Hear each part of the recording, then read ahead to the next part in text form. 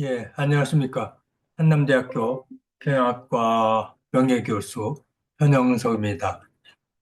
음, 미래자동차 한국이 승리한다라는 그런 제목으로 동영상 강좌를 한 10번에 거쳐서 시작하고자 합니다. 저는 그 한남대학교에서 한 35년 동안 경영학 교수를 한 다음에 은퇴하고 지금은 대전에서 살고 있습니다. 사단법인 한국린경영연구원을 운영하고 있고요. 그 다음에 자동차 산업에 관해서 오랫동안 그 관심과 공부를 해왔습니다. 근데 최근에 제가 관심을 갖는 거는 과연 그 미래 자동차 산업에서 한국이 어떤 위치를 차지했을 것인가에 관심이 많아서 이 문제를 한번 여러분과 같이 나눠보고자 합니다. 결론은 미래차 산업에서 한국이 승리한다라는 그런 겁니다. 그런 내용을 가지고 문제를 한번 살펴보겠습니다. 우리가 관심을 갖는 것은 세계 자동차 산업은 어떻게 변모하고 있는가? 그 다음에 미래 자동차 산업은 과연 누가 주도할 것인가? 그 다음에 한국 자동차 산업은 어떻게 될 것인가? 라는 그런 어떤 문제가 되겠죠. 그래서 저는 그 자동차 산업이 우리나라에 지금도 중요하고 앞으로는 더욱 중요한다. 그 다음에 결론적으로 한국이 미래 자동차 산업을 주도할 수 있는 능력이 있다. 한 예로 픽처폰에서 스마트폰으로 변모하는 그런 과정에서 우리나라의 삼성전자가 스마트폰 산업에서 주도자 중에 중요한 주도자가 됐다. 그러니까 스마트폰도 할 수 있고 그렇게 해야만 된다. 라는 그런 거죠. 그래서 제가 50년 동안 그 자동차 산업을 공부한 공학경영학, 기술경영학을 공부한 입장에서 문제를 한번 정리해 보고자 하는 그런 겁니다. 저는 그 사학이나 경제학하는 자동차 산업 공부하는 사람들이 그런 학자들이 그 현영석은 근거 없는 낙관주의다라고 90년대 무슨 논문에 보니까 이런 얘기가 있더라고요. 그런데 지금 지내놓고 보면 한국 자동차 산업은 제가 낙관한 것보다도 훨씬 더 낙관적인 상황이 됐다. 그래서 한번 다시 미래를 낙관해보자 하는 거고요. 그 다음에 미래를 낙관하는 게 아니라 미래는 예측하는 게 아니라 만드는 것이라면 어떻게 낙관적인 미래를 만들 것인가라는 거를 같이 살펴보고자 하는 그런 목적입니다. 그 어떤 기업이나 산업이 변혁한다는 것은 기회고 다른 의미로 보면 기업 입장에서는 흥망성쇠가 갈리는 거라고 얘기할 수 있죠. 최근에 테슬라나 중국 차들이 더 많이 등장하는 반면에 토요타나 폭스바겐 같은 경우에는 굉장히 어려움이 직면하고 있다는 걸 얘기하고 있고요. 다행스럽게 2023년 세계 3위 업체인 현대기아는 최근에 좋은 성과를 보이고 있어서 우리에게 어떤 희망을 보여주고 있다라고 얘기할 수가 있어요. 그래서 결과적으로는 그 한국 자동차의 미래는 한국의 미래라고 얘기해도 지나치지 않다라는 그런 중요성을 갖고 있다. 그런 거죠. 그 2023년에 그 세계 자동차의 생산 대수, 판매 대수가 한 8,500만 대가 되는데요. 그중에서 한 1,400만 대가 전기차, 물론 플러그인 하이브리드 플러스 배터리 전기차를 포함한 게 돼서 18%가 되는데요. 대충 한 4천조가 되는 반면에 반도체가 700조, 스마트폰이 531조. 그러니까 자동차 산업의 매출 규모가 엄청나게 크죠. 근데 이게 한 2040년 되면 8,500조 엄청나게 늘어나는, 지금보다도 두 배가 늘어나는 그런 어떤 방전 시작이 된다. 그러니까 이거는 자동차가 늘어나는 것보다는 전기, 그다음에 자율주행차가 늘어나서 결과적으로 자동차에 관련된 비즈니스 모델이 늘어난다. 이걸 우리가 마스 그런 얘기를 하죠. 모빌리티 애지 서비스, 자율주행 자동차라든지 자율주행 택시라든지 뭐 여러 가지 쉐어링 이런 걸 통해서 어떤 그 비즈니스 거리가 많이 늘어난다는 아주 중요한 그런 산업이라는 거고요. 그다음에 2023년 참고로 현대기아의 매출액은 263조, 이익이 한 26조 정도 되죠. 영업이익률이 한 10%대는 굉장히 좋은 성과를 보이고 있고, 대충 세계 전체 시장의 매출액의 한 6, 7%를 차지한다라고 한다고 한다면, 앞으로 2040년에 어떻게 돼야만 될 건가, 이렇게 우리가 관심을 갖는 거고요.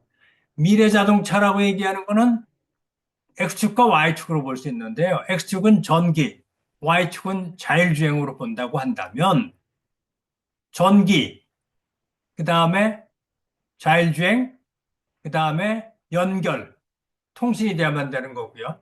그 다음에 쉐어링, 공유, 이런 거가 미래 자동차의 어떤 그 키워드다라고 얘기를 해볼 수가 있게 되겠고요. 그 다음에 자율주행 자동차를 굉장히 쉽게 얘기하면 이게 사람이 타 있을 때 앞에 무슨 물체가 나타나면 어두컴컴한 비 오는 밤에 물체가 나타났다. 그럼 사람이 눈으로 센싱 해가지고 1.5초 내에 아무리 길어도 브레이크를 작동시켜야만 된다. 그런 거죠. 근데 사람이 아닌 로봇가 있다. 그럼 로봇가 이거를 센싱해서 그 다음에 로봇가 판단 못하니까 이거를 중앙 컴퓨터에 보내서 굉장히 빠른 속도로 보내겠죠. 그러면 이 컴퓨터는 작동을 해서 이게 사람인지 아닌지를 판단하고 인공지능의 도움을 빌리겠죠.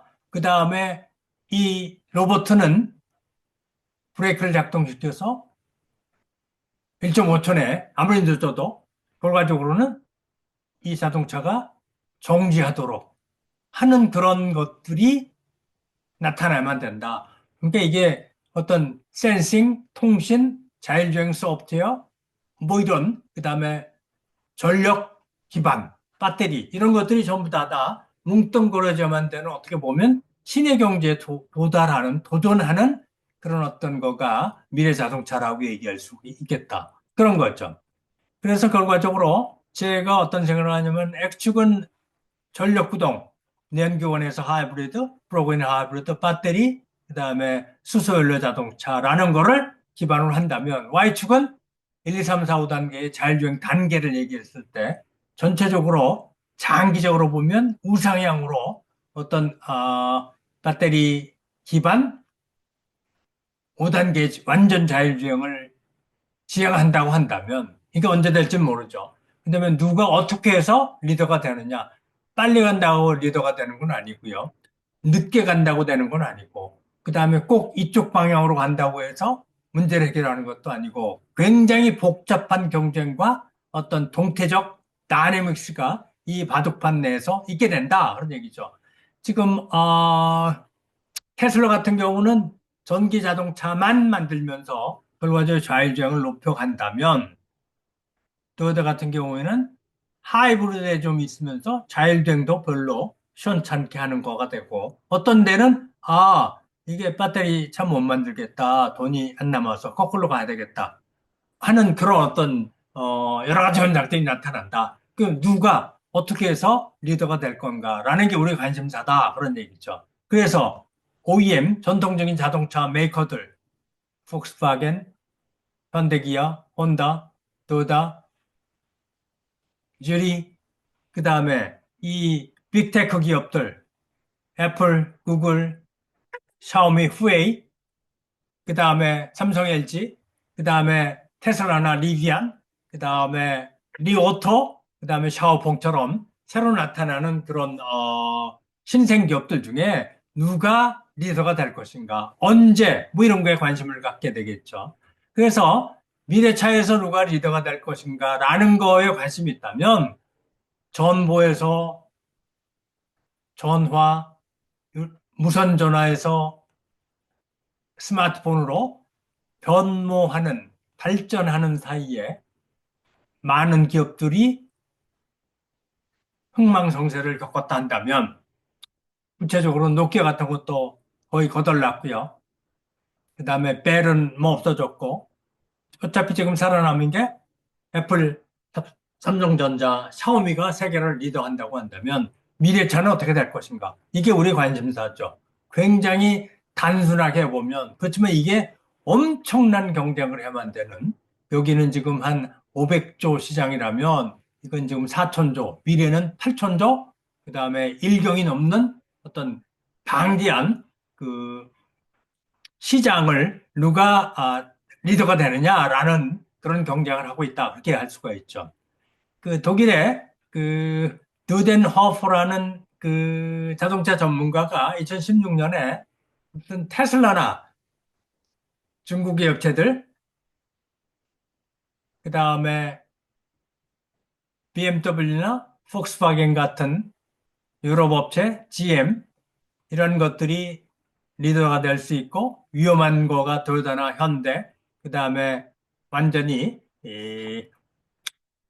망할 것 같은 기업들이 혼다, 미쓰비시, 스즈키 이렇게 얘기했어요. 지금 많이 달라진 거죠. 10년 전이니까요. 그 다음에 최근에 일본의 자동차 증권 전문가인 다카키라는 사람이 도요타 EV 전쟁이라는 책을 썼는데 그 내용은 도요타마저도 미래 자동차에 쉽지 않다.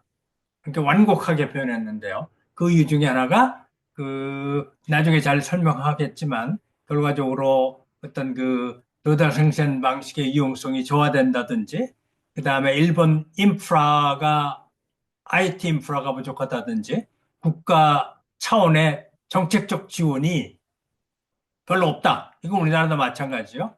내수장이 제한되어 있다. 우리나라도 마찬가지인데요. 이런 것들이 결과적으로 도요타의 앞날을 어떻게 하고 있다라는 그런 얘기를 하고 있어요. 쉽지 않은 도전이죠. 그 다음에 이제 자율주행의 정도를 얘기를 할 수 있는 꼭 그건 아닌데요. 자동차 회사별로 소프트웨어 경쟁력을 쭉 살펴보니까 최근에 어떤 컨설팅 회사에서 얘기한대요.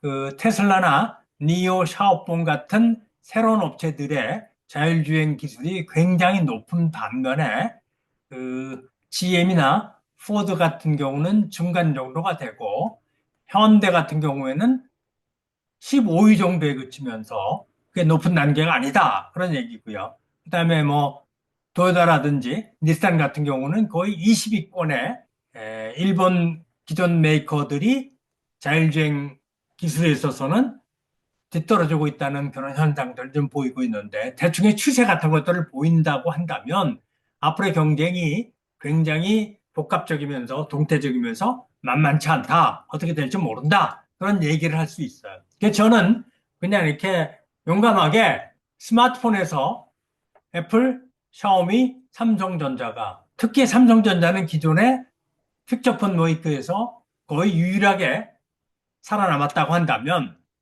스마트폰과 유사한 스마트카에서도 신생 기업인 테슬라가 기술 기반으로 그 다음에 BYD는 중국 정부의 초월전략과 방대한 내수 시장을 기반으로 BYD나 무슨 샤오폰 같은 회사들 그 다음에 우리가 관심 갖는 OEM 메이커 중에서는 현대 기아 자동차가 미래 자동차에서도 성공할 수 있는 가능성이 높다. 리더가 될 수 있다. 라는 그런 식의 어떤 그 희망적인 예측을 하고 예측을 하는 게 아니라 미래를 만드는 것이라면 그런 미래를 어떻게 만들 것인가 라는 게 우리가 관심을 가지면서 문제를 볼 수 있지 않을까 하는 생각이 듭니다. 그 다음에 이제 여러분이 관심을 갖는 왜 꼭 한국이냐라고 한다면 이러한 지구 위기의 변화에 자동차 산업이 변모한다고 한다면 한국은 이런 어떤 도전에 어떻게 잘 레스폰스 할 수 있겠는가? 근데 한국은 이런 도전에 오랫동안 잘 대응해왔고, 그게 오늘날 세계 3대 메이커가 되면서 세계 5대 자동차 산업 생산 국가가 됐다고 한다면, 새로운 도전에도 더 잘 대응할 수 있을 것이다. 대응해야만 된다. 그래서 결과적으로는 리더가 될 수 있을 것이다. 라는 그런 식의 논리를 전개하게 될 것입니다. 그래서 왜 한국이냐는 걸 조금 더 자세히 얘기하면 산업이 제품 구조가 경쟁 요소가 바뀌면 따라서 리더십 자체도 바뀌어만 된다고 한다면 이런 변화에 한국자동차 산업이 잘 대응할 수 있는 역량이 있고 그런 역량을 축적할 수 있는 능력이 있다. 물론 이제 도전적인 그런 많은 문제점이 있음에도 불구하고 이런 것들을 잘 극복할 수 있을 것이다. 그래서 한국이 리더가 된다. 그런 얘기를 앞으로 한 10번에 걸쳐서 하고자 합니다. 일부에서는 세계 자동차 산업 변화 전반적인 것, 그 다음에 미래 자동차의 경쟁에 대한 것, 그 다음에 3부에서는 그래서 한국은 어떤 도전이 있고 어떤 역량을 가지고 어떻게 극복하면 이런 낙관적인 미래를 만들 수 있을 것인가라는 거를 정리해 보도록 하겠습니다. 이거는 한 강자마다 결론을 얘기하는 건 아니고요. 이런 것들에 대한 어떤 전체적인 흐름과 문제 제기를 하고 거기에 한국은 어떻게 대응해야만 되고 어떻게 될 것이다라는 거는 주로 3부에서 얘기하게 될 거예요. 물론 이제 각 강좌에도 이게 대개 한 30분 정도를 넘지 않게 10번쯤 하려고 그러기 때문에 이게 좀 제한이 있는데요. 그, 각 강좌의 마지막에 그래서 그런 변화가 우리한테 어떤 의미를 갖는 건가라는 거를 조금 이렇게 부연 설명을 하도록 하고요. 그 다음에 이거는 중강좌를 하고 그거를 동영상으로 유튜브에 띄우는 거를 지금 기억하고 있는데 지금 필요하면 유튜브용 동영상을 별도로 만들어서 일정 시간에 이거를 유튜브에 올리는 그런 생각도 하고 있습니다. 그다음에 이제 반복해서 말씀드리지만 이거는 어떤 아주 세밀한 통계 자료를 통해서 미시적으로 관점을 보는 게 아니고 대충 추세를 보면서 거시적인 관점에서 특별히 기술 전략, 기술 경영학적인 관점에서 자동차 산업은 어떻게 발전해왔고 앞으로 어떻게 발전할 것 같은데 그래서 우리는 어떻게 대응해야만 되고 그러면 어떤 낙관적인 미래가 예측된다라는 어떤 그런 컨셉추얼 프레임워크를 제시하고자 하는 겁니다. 이거는 어떤 뭐 기업이나 단체로부터 일체 후원이나 연계가 전혀 없고요. 제가 갖고 있는 자동차 산업에 대한 어떤 애정, 그 다음에 제가 갖고 있는 경험 같은 것들을 여러분과 같이 공유하고자 하는 그런 어떤 순수한 마음에서 저희 집 3층 연구소에서 제가 이런 파워포인트도 만들고 동영상도 만들고 하면서 이 강의를 진행하고 있습니다. 그러니까 뭐 미숙한 점이 없지 않을 텐데요. 그러니까 전체적인 흐름을 같이 공유한다는 면에서 어떤 너그럽게 봐주시면 좋겠고 여러분들이 어떤 이 동영상의 유튜브에 댓글이나 아니면 제가 갖고 있는 전화나 그다음에 여기 보이는 이메일 또는 밴드가 있는데요. 이 밴드가 오래된 밴드인데요. 여기에 들어오셔서 의견을 제시해 주면 그거를 제가 다음번 강의에 반영하든지 아니면 별도 시간을 가지고 Q&A를 갖도록 하는 그런 식의 문제 해결을 하고자 합니다. 저는 그 공과대학에서 자동차였고요. 그다음에 경영학하고 그다음에 카이스트에서 한국자동차 산업의 기술 발전에 대한 실증 분석으로 경영과학 박사를 하고 한남대학교에서 35년 동안 경영학 교수로 있다가 2017년 은퇴를 하고 대전에 lin경연구소를 운영하고 있고요. 그동안에 저는 MIT나 동경대학, 그다음에 그 카자흐스탄이나 말레이시아, 인도네시아, 그다음에 중국, 그다음에 뭐 요르단, 뭐 굉장히 많은 나라에 가서 한국 자동차 산업의 발전, 특별히 기술 발전에 대한 어떤 경험을 공유했던 그런 경험을 갖고 있습니다. 조금 전에 말씀드렸던 제 박사 논문을 일본의 그 세계사상사에서 일본어판으로 출판을 해서 한국 자동차 산업의 기술 발전에 대한 어떤 지식을 공유했고요. 그 다음에 2013년에 현대자동차가 어떻게 이렇게 빨리 발전했는지에 대한 그 원인을 분석하는 책을 냈고요. 그다음에 2017년 2월에 정년할 때 이런 그동안에 썼던 영어와 한글 논문들을 이렇게 추려서 한국자동차 산업의 발전이라는 그런 책을 낸 적이 있습니다. 어, 오늘 첫 시간인데요. 이 유튜브를 30분 넘으면 안 된다고 그래가지고, 될 수 있으면 뭐 이렇게 컨덴스 하려고 그러니까 좀 많이 빨라졌는데요. 원칙적으로 한 25분 내외에 이 동영상이 끝내지도록 노력하도록 하면서 앞으로 이 유튜브를 진행하도록 하겠습니다. 여러분의 참여를 부탁드리면서 적극적인 어떤 지식 공유의 장이 됐으면 좋겠다는 그런 바람을 드리면서 제 말씀은 오늘 여기서 마치도록 하겠습니다. 오랫동안 경청해 주신 여러분들께 다시 한번 감사드리고 성원을 부탁드립니다. 예, 감사합니다.